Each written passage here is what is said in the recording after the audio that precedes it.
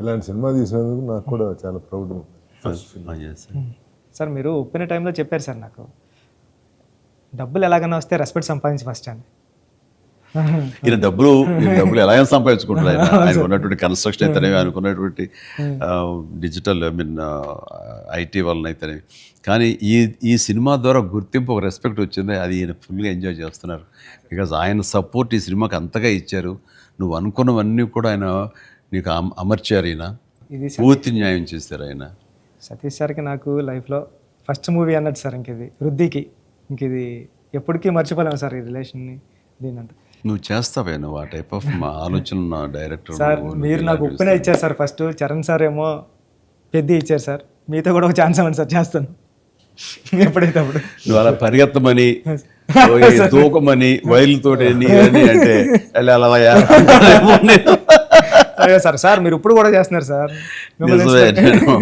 ఇప్పటికి వైర్లు కడుతుంటారు, పైకి లేపుతుంటారు, పల్టీలు కొట్టిస్తుంటారు. మొన్న శంకర ప్రసాద్ దీంట్లో కూడా చేశాను.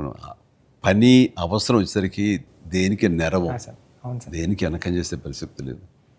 ఇంకా ఒకసారి ఎన్ని వైర్లు కట్టి అన్నీ ఇవైపోయింది, కమిలిపోయింది. చరణ్ చూశాడు ఇంట్లో, ఏంటిది అన్నాడు.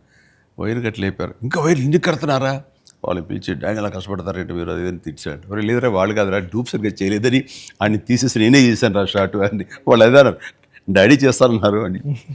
అంటే చరణ్ ఇందులో ఎంత కష్టపడ్డాడు అనేది నేను చెప్పాల్సిన అవసరం లేదు. ఆడియన్స్ ఆల్రెడీ వాళ్ళ క్యారెక్టర్ ద్వారా వాళ్ళే గుర్తించారు.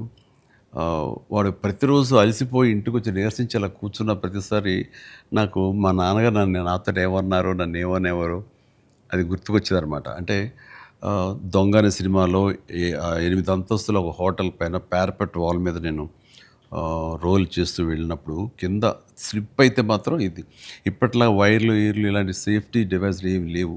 మొండితనంతో చేయటం అనమాట. అట్లాగే ట్రైన్ కింద పడుకొని గోండా సినిమాలో వెళ్తుంటే ఒక 3 ఇంచెస్ ఎవేగా బాడీగా లూజ్ అయితే కంకరాలు కొట్టుకుపోయేవి. నా బలంతో ఉండాలి తప్ప ఇంకో హార్నెస్ కానీ అది కానీ లేదనమాట. ఇవన్నీ మా నాన్నగారి దగ్గర నుంచి చూసి ఇంటికి వచ్చేసి చాలా బాధపడేవాళ్ళు. తిట్టేసాడు. కోపంలో బాధ ఎలా ఉంటుందంటే బూతులు ఇచ్చేసేవారు. అలా చేయాలా అంటే ఏదో కొంచెం చెప్పకూడదు కొంచెం అలా తిట్టేసేసి ఆయన చేసేవారు. తప్పదానా దాందే ఉంది చేయాలి, లేకపోతే ఎలా కనపడదు రిజల్ట్, ఎలాగ మరి ఫ్యాన్స్ ఇచ్చేయాలి కదా వాళ్ళు ప్రేక్షకులు అని అప్పట్లో మాట్లాడేవాడిని. లేదురా రేపు పొద్దు నీకు కొడుకు పుట్టి, అప్పుడు ఇంకా చేయాలని పుట్టలేదు ఆ టైంకి, నీకు కొడుకు పుట్టి వాడు యాక్టర్ అయ్యి హీరో అయ్యి వాడు ఇలాగే కష్టపడుతున్నారు, అప్పుడు తెలిసి వస్తారా మా ఫీలింగ్స్ ఏంటో నీకు అనేవాళ్ళు.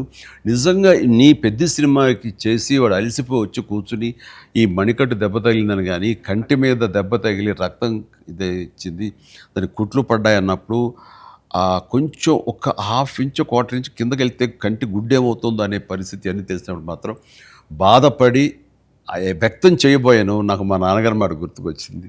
ఆయన ఎంత బాధపడి ఉంటారు అని చెప్పేసి, అదే బాధ ఈరోజు నేను వాడు కష్టపడి వస్తుంటే మాత్రం నాకు ఉండే ఫీలింగ్ ఉంది.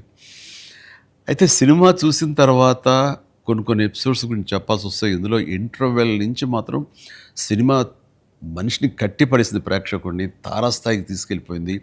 ఎమోషనల్ జర్నీ చేయించి ఒక రోలర్ కోస్టర్ రైడ్ లాగా చేయించి అప్ అండ్ డౌన్ చేయించి పినాకిల్ ఇంకా తారాస్థాయికి తీసుకెళ్ళి అక్కడ వదిలిపెట్టారు సినిమాని.